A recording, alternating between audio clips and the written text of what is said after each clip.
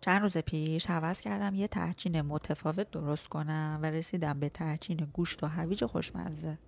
میدونید دیگه همیشه گوشت دیر میپزه و من زود پزو آوردم و شروع کردم. 2 تا پیاز نگینی رو توش تفت بدید.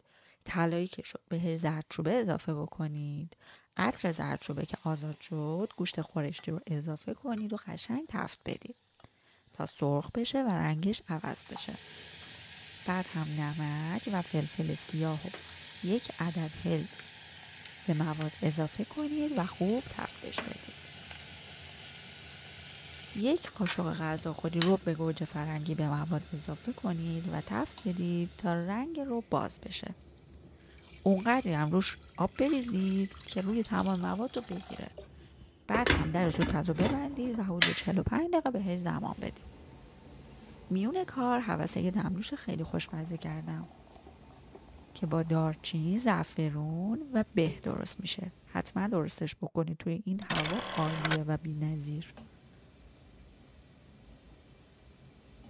برای کنار غذا یه سالاد متفاوت و خوشمزه درست کردم با کاهو، خیار و کلم بروکلی. شستن و ضد عفونی کردن کلم بروکلی واقعا کار سختیه. برای همین من 1 قابلمه رو پر آب کردم، نمک بهش اضافه کردم و گذاشتم به جوش بیاد. به جوش که اومد کلم بروکلی رو داخلش گذاشتم و حدود 5 الی 10 دقیقه بهش اجازه دادم تا نرم بشه. وقتی گوشتمون پخت در اونو باز میکنیم و میذاریم آب اضافیش تبخیر بشه. و بعد هم هویج‌های رنده شدمون رو داخل قابلمه میریزیم، با کمی روغن و کره تفتشون میدیم و مقداری شکر بهش اضافه میکنیم تا کاراملی و شفاف بشه. در قابلمه رو میذاریم تا هویج‌ها هم کاملا بپزن و سرخ بشن. بعد از پخت و سرخ شدن خوب هویج‌ها بهش زعفرون و کمی گلاب اضافه میکنیم. وقتی کلم بروکلیامون پخت اونا رو به قطعات کوچکتری تقسیم میکنیم و میذاریم تا کاملا خنک بشه.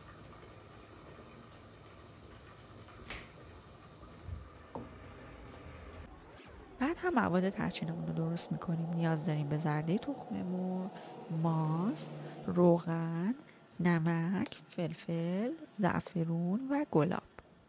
مواد رو خوب با هم ترکیب میکنیم تا تمام عطر مزه ها به خورد هم دیگه بره. برنجی که آب کش کردیم و بهش اضافه میکنیم، روغن میریزیم و خوب با هم ترکیب میکنیم. برنج از قبل پخته و آب کش شده رو به مواد اضافه میکنیم و ترکیب میکنیم. در قابلمه مواد تحچینیمون رو میذاریم، مواد گوشتیمون رو بهش اضافه میکنیم و هویج‌های پخته و نرم شدهمون رو ما بین برنج تحچینی و برنج سفید میریزیم و باقی مانده برنج سفیدمون رو روی تمام مواد میریزیم و اجازه میدیم که 45 دقیقه الی 1 ساعت تمام مواد با هم دیگه ترکیب بشن. برای سس سالاد نیاز داریم به ماست، سس مایونز، پیازچه، جعفری، سیر، روغن زیتون، نمک و فلفل. تمام مواد رو در 1 ظرفی میریزیم و سس رو به اون اضافه میکنیم. امیدوارم که لذت برده باشید. نوش جان.